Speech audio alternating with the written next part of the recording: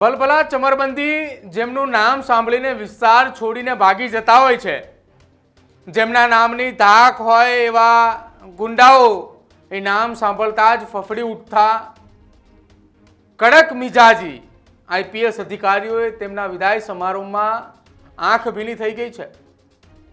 કોઈક અધિકારીઓ પર ગુલાબની પાંખડીઓ વરસી તો કોઈક અધિકારીઓને સાથી અધિકારીઓએ ખંભે ઉંચકી લીધા તો વળી કોઈક અધિકારીએ વિદાય આપતા સમયે સાથી કર્મચારીઓએ રડ્યા પણ ખરા। આવા ભાવુક દ્રશ્યોએ ગુજરાતના જાબાઝ આઈપીએસ અધિકારીઓના વિદાય સમારંભ દરમિયાન એ જોવા મળ્યા। એ અમદાવાદની અંદર પણ જોવા મળ્યા, એ દ્વારકામાં પણ જોવા મળ્યા, એ જામનગરથી, સુરેન્દ્રનગરથી, એ દાહોદ ખાતેથી પણ જોવા મળ્યા ને ગુજરાતના અલગ અલગ જિલ્લાઓની અંદરથી એ 100 કરતાં પણ વધુ આઈપીએસ અધિકારીઓની બદલી દરમિયાન આ પ્રકારના દ્રશ્યો સામે આવ્યા। પરંતુ આજે વાત કરવી છે ગુજરાતના યુવા આઈપીએસ અધિકારી સફીન હસનની, જેમના વિદાય સમારંભમાં સાથી કર્મચારીઓ રડ્યા અને ભારત માતા કી જયના નારા એ પણ લાગ્યા તેમના વિદાય સમારંભમાં। અમદાવાદ શહેર ટ્રાફિક ડીસીપી સફીન હસનની મહીસાગર જિલ્લા પોલીસ વડા તરીકે બદલી થઈ અને તેમના વિદાય સમારંભમાં ભાવુક દ્રશ્યો એવા સર્જાયા કે સાથી કર્મચારીઓએ, અધિકારીઓએ તેમની ઉપર ગુલાબની પાંખડીઓ પણ વરસાવી। સાથે જ જ્યારે આ અધિકારીએ તેમના સાથીઓને ગળે મળ્યા ત્યારે સાથી કર્મચારીઓએ તેમના આંસુ ના રોકી શક્યા અને પોતાના એ અધિકારીને એ રડતી આંખોએ તેમને વિદાય આપી। રડતી આંખે વિદાય આપતાની સાથે જ આઈપીએસ સફીન હસન પણ એ ભાવુક થતા એ દ્રશ્યો પણ સામે આવ્યા હતા કે જ્યાં તેમના સાથી કર્મચારીઓએ ભાવુક થયા તો એ જે અધિકારીને વિદાય આપી રહ્યા હતા, જે અધિકારીએ અન્ય જિલ્લાની અંદર એસપી તરીકે જઈ રહ્યા હતા એવા સફીન હસન એ પણ પોતાની આંખોમાંથી આંસુ એ રોકી ન શક્યા। સફીન હસનને તેમના સાથી કર્મચારીઓએ ખભે બેસાડી અને ભારત માતા કી જય અને વંદે માતરમના નારા લગાવ્યા અને ગાડી સુધી લઈ ગયા અને માનભેર વિદાય પણ આપી હતી।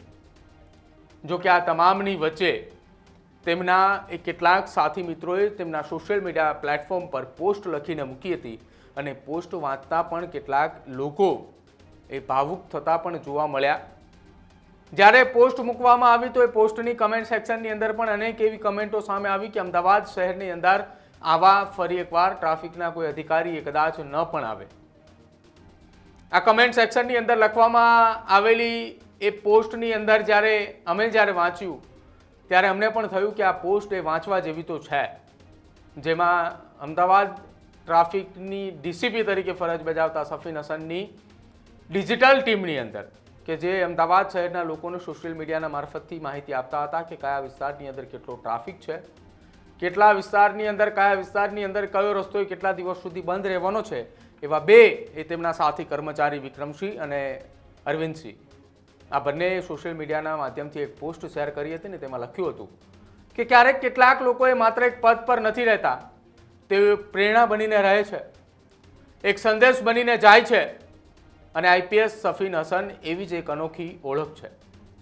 આજે અમદાવાદ એ આપને વિદાય આપે છે, પરંતુ આપ એ અમારા દિલમાંથી ક્યારેય દૂર નહીં જાઓ, કારણ કે આપ માત્ર એક અધિકારી નથી પરંતુ એક માર્ગદર્શક, એક મિત્ર અને એક પરિવારના સભ્ય છો। આપના વિચારો, આપનો સંકલ્પ અને આપની યાદીઓ એ હંમેશા અમારી પ્રેરણા એ બની રહેશે અને અમને આપતી પણ રહેશે। અમદાવાદ શહેરમાં ટ્રાફિકને માત્ર કંટ્રોલ કરવો નહીં પરંતુ લોકોને ટ્રાફિકનો સંસ્કાર શીખવો એ પણ આપનું એક મિશન બની ગયું હતું। અમદાવાદ રિંગ રોડની ટ્રાફિક સમસ્યાઓ હળવી કરવી હોય, રસ્તાઓ પરના ખતરનાક કટ્સને દૂર કરવાના હોય કે પછી ફ્રી લેફ્ટ જેવા નવા કોન્સેપ્ટ લાવવાના પ્રયત્નો, દરેક પહેલમાં આપનો એક જ ધ્યેય રહ્યો છે સુરક્ષિત શહેર, સલામત નાગરિક અને બાળકોમાં ટ્રાફિકની જાગૃતિ ફેલાવવાનો દેશનો પહેલો પ્રયાસ હેલ્મેટ સંસ્કાર અભિયાનથી લઈ એસપીસી પ્રોજેક્ટના દ્વારા નાના બાળકોના સપનાને પાંખ આપવાની આપની પહેલ એ સાચા અર્થમાં ક્રાંતિકારી પગલાં હતા। કોલ્ડ પ્લે જેવા મોટા ઇવેન્ટમાં શ્રેષ્ઠ ટ્રાફિક મેનેજમેન્ટથી લઈ સમગ્ર દેશને પ્રેરણા આપવી અને ગૃહ રાજ્યમંત્રીના હસ્તે સન્માન પ્રાપ્ત કરવું એ આપની સિદ્ધિનો ગૌરવ છે। સૌથી ખાસ સોશિયલ મીડિયાનો અસરકારક ઉપયોગ કરીને શહેરીજનો સુધી જાગૃતિ પહોંચાડવી એ આપના કાર્યની અનોખી ઓળખ બની ગઈ હતી। અમદાવાદ શહેરની અંદર ટ્રાફિક વિભાગની અંદર ફરજ બજાવતા મિત્તલબેન જેવી બહેન માટે અંતિમ ક્ષણ સુધી તેની એક ભાઈ બનીને તેની સાથે ઊભા રહેવું એ આપની માનવતાનું એક જીવંત ઉદાહરણ છે. પરંતુ સાહેબ, આપની સૌથી મોટી ઓળખ આપના પદથી નહીં પરંતુ આપના હૃદયથી છે.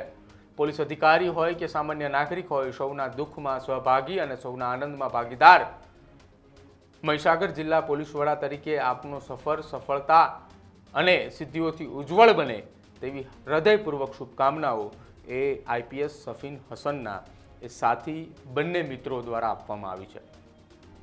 આ પોસ્ટ વાંચતાની સાથે જ ઘણા એ અધિકારીઓ પણ ભાવુક થયા કે એક આઈપીએસ અધિકારીએ પોતાના એ ફરજ દરમિયાન, એ 2.5-3 વર્ષની ફરજ દરમિયાન કોઈ એક શહેર અથવા કોઈ એક વિસ્તારની અંદર રહે છે તો ત્યાં તેમને કમાયું શું, ત્યાં તેમની પાસે આવ્યું શું?